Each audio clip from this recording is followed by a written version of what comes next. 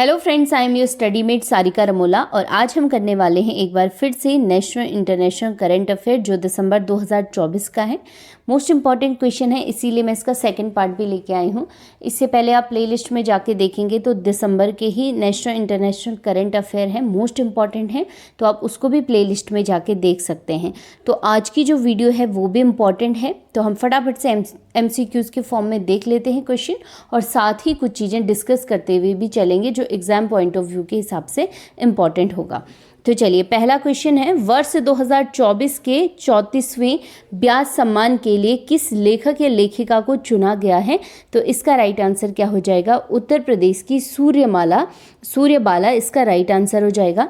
आप ध्यान रखिएगा इस चीज़ को कि हिंदी की ये प्रख्यात लेखिका हैं और वर्ष 2024 का जो 34वां ब्याज सम्मान है वो इनको दिया जाएगा। ठीक है, अब यहाँ पर एक क्वेश्चन और पूछा जाता है कि इनका उपन्यास या डायरेक्ट उपन्यास पूछ लिया जा सकता है। तो इनका एक उपन्यास है, देखिए मैंने यहाँ पे इंपॉर्टेंट फैक्ट लिखे हैं इनसे रिलेटेड, कभी कभी हम बोलते हुए भूल जाते हैं तो मैंने कुछ चीज़ें लिख दी हैं। देखिए, सूर्यबाला का जो उपन्यास है वो है कौन देश को वासी वेणु की डायरी। ठीक है, तो ये पूरा उपन्यास का नाम है और इस उपन्यास में बताया गया है उस व्यक्ति के बारे में जो परिवार छोड़कर आर्थिक लाभ के लिए अमेरिका चला जाता है। ठीक है, अपनों से दूर चला जाता है, तो उसके बारे में है, तो आपको याद रखना है उपन्यास भी। अब आप देखिए, जो ब्याज सम्मान है वो बिरला फाउंडेशन द्वारा दिया जाता है और कब से स्टार्ट किया गया? 1991 से। तो ये क्वेश्चन भी बहुत बार पूछा गया है। सबसे पहले ब्याज सम्मान की बात करेंगे तो रामविलास शर्मा को दिया गया था और 2023 का भी इम्पॉर्टेंट हो जाता है, कई बार पिछले साल का भी पूछ लिया जाता है। ठीक है, तो 2023 में जो ये ब्याज सम्मान मिला था ये पुष्पा भारती को दिया गया था। ठीक है, और जो ब्याज सम्मान है बेसिकली हिंदी साहित्य के लिए दिया जाता है, तो इतनी चीज़ें आपको इसमें ध्यान रखनी है। ठीक है, तो वर्ष 2024 का 34वां जो ब्याज सम्मान दिया गया है सूर्यबाला को दिया गया है, लेखिका। ठीक है, चलिए नेक्स्ट क्वेश्चन है, हाल ही में, ठीक है, यहाँ पे कुछ चीज़ें छूट जाती हैं कभी कभी। हाल ही में RBI के 26वें गवर्नर संजय मल्होत्रा ने किसका स्थान लिया है? तो राइट आंसर क्या हो जाएगा? शशिकांत दास इसका राइट आंसर हो जाएगा। तो आपको ध्यान रखना है, अब 26वें गवर्नर कौन हो गए हैं RBI के? संजय मल्होत्रा हो गए हैं। तो कभी कभी क्वेश्चन ऐसे घुमा के भी पूछ लिया जाता है कि किसका स्थान इन्होंने लिया है। ठीक है, अब हम बात करेंगे RBI की यानी रिजर्व बैंक ऑफ इंडिया की। तो इसकी स्थापना हुई थी 1 अप्रैल 1935 को, कई बार पूछा गया एग्जाम में, 1 अप्रैल 1935 को, और इसका मुख्यालय है मुंबई में। RBI जो है वो भारत का एक सेंट्रल बैंक है और इसका जो काम होता है वो भारत के सभी बैंकों का संचालन करना होता है। ठीक है, साथ ही जो RBI होता है वो भारत की जो अर्थव्यवस्था, जो इकोनॉमी है, उसको नियंत्रित भी करता है, तो इसे आप ध्यान रखेंगे। तीसरा इंपॉर्टेंट क्वेश्चन आ जाता है, टाइम्स मैगजीन ने पर्सन ऑफ द ईयर 2024 किसे चुना है? इंपॉर्टेंट क्वेश्चन है, ऐसे क्वेश्चन पूछे जाते हैं और इसका राइट आंसर क्या हो जाएगा? डोनाल्ड ट्रंप इसका राइट आंसर हो जाएगा। अब आप देखिए कि डोनाल्ड ट्रंप दूसरी बार अमेरिका के राष्ट्रपति निर्वाचित हुए हैं।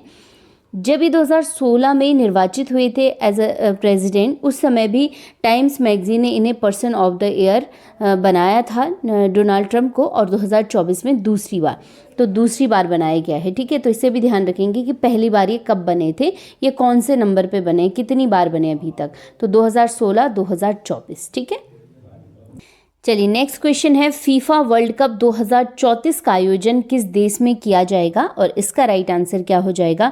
सऊदी अरब इसका राइट आंसर हो जाएगा। फीफा यानी इंटरनेशनल फुटबॉल फेडरेशन। आप देखिए यहाँ पे करंट अफेयर से रिलेटेड 3-4 चीज़ें ध्यान रखनी है।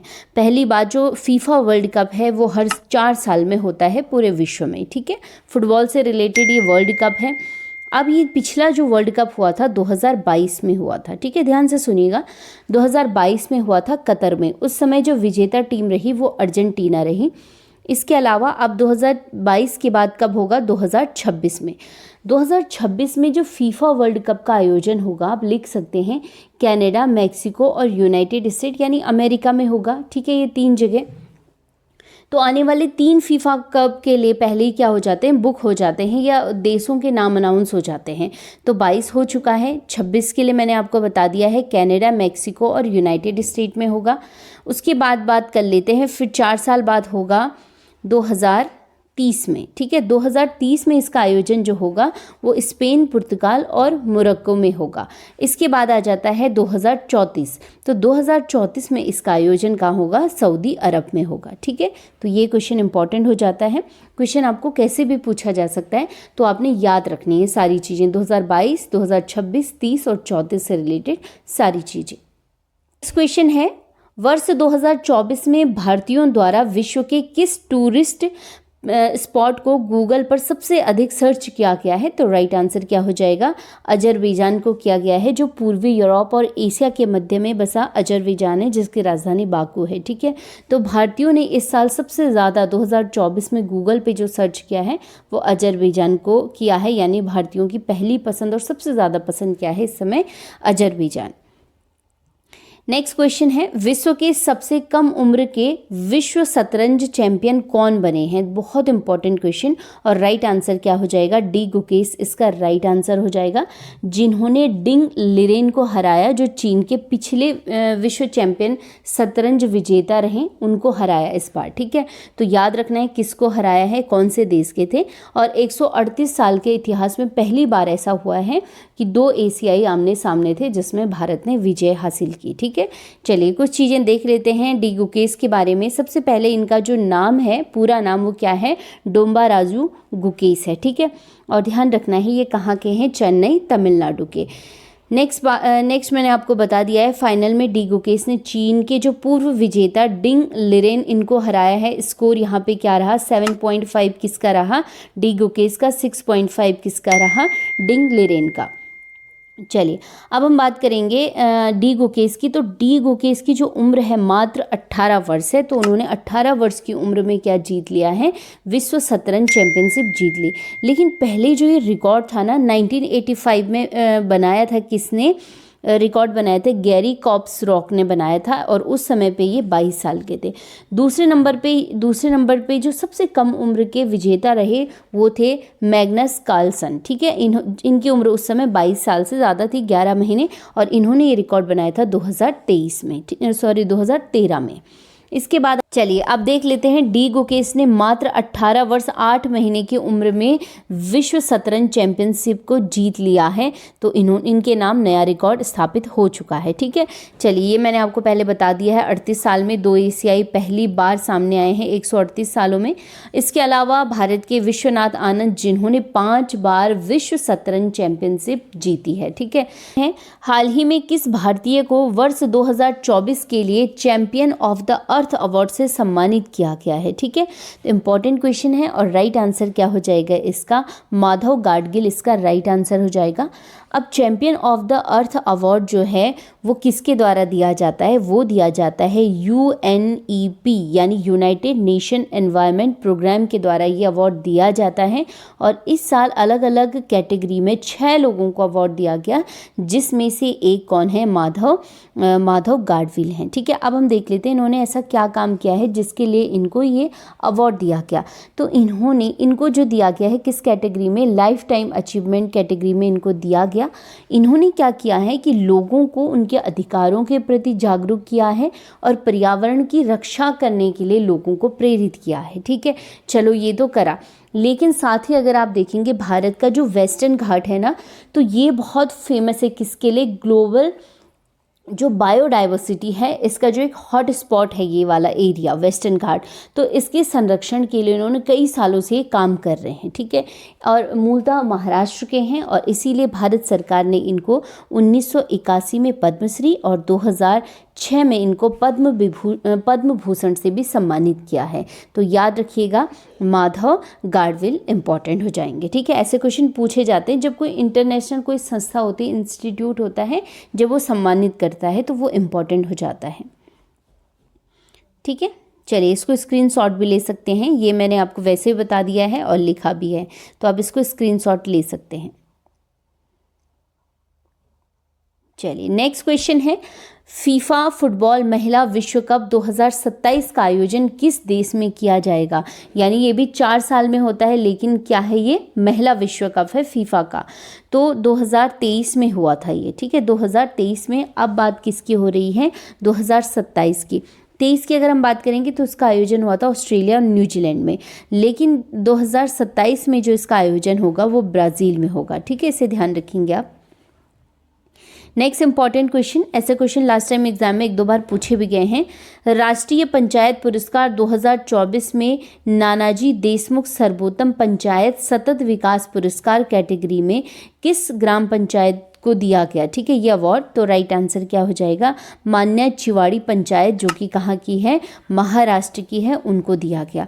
अब इन पुरस्कारों की हम बात करेंगे तो 5 अलग अलग कैटेगरी में 45 जो नेशनल पंचायत अवार्ड दिए गए, 45 लोगों को, 45 पंचायत को। तो ये इम्पॉर्टेंट नहीं है, मेन जो क्वेश्चन है ऐसे पूछे जाते हैं कि किसको दिया गया। तो मेन यहाँ पे क्या हो जाएगा, जो देशमुख सर्वोत्तम पंचायत पुरस्कार दिया गया, किसको दिया गया, मान्या चिवाड़ी पंचायत को दिया गया, जो महाराष्ट्र में है, ठीक है। चलिए नेक्स्ट इंपॉर्टेंट क्वेश्चन, 16 दिसंबर 2024 को प्रसिद्ध तबला वादक उस्ताद जाकिर हुसैन का निधन हुआ। इनको किस वर्ष पद्म विभूषण से सम्मानित किया गया था। अभी तो ये क्वेश्चन हम लोग करंट में पढ़ रहे हैं, लेकिन कभी कभी क्या क्वेश्चन आता है डायरेक्ट कि जब निधन हुआ जाकिर हुसैन का भी, वो किससे संबंधित थे, तो तब आपके पास ऑप्शन आ सकता है तबला, ठीक है। तो आपको ध्यान रखना इस चीज़ को। अभी इनका निधन हुआ हाल ही में, उस्ताद जाकिर हुसैन जो तबला वादक थे, प्रसिद्ध थे, और अमेरिका में इनका निधन हुआ मात्र 73 वर्ष की उम्र में, ठीक है। चलिए, तो अभी क्वेश्चन है कि इनको पद्म विभूषण से कब सम्मानित किया गया, तो 2023 में, इसे आप ध्यान रखेंगे। चलिए, इनका जन्म हुआ था 9 मार्च 1951 को, ठीक है, डिटेल लिखी है तो मैं यहीं पे आपको बता देती हूँ। इनका जन्म हुआ था 9 मार्च 1951 को मुंबई में। कला के क्षेत्र में भारत सरकार ने इनको 1988 में पद्मश्री दिया, 2002 में पद्म भूषण और 2023 में पद्म विभूषण दिया गया, ठीक है। इसके अलावा संगीत नाटक अकादमी 1990 में इनको दिया गया, कालिदास सम्मान 2006 में दिया गया, और कालिदास सम्मान मध्य प्रदेश सरकार द्वारा दिया जाता है, इसी भी ध्यान रखना है।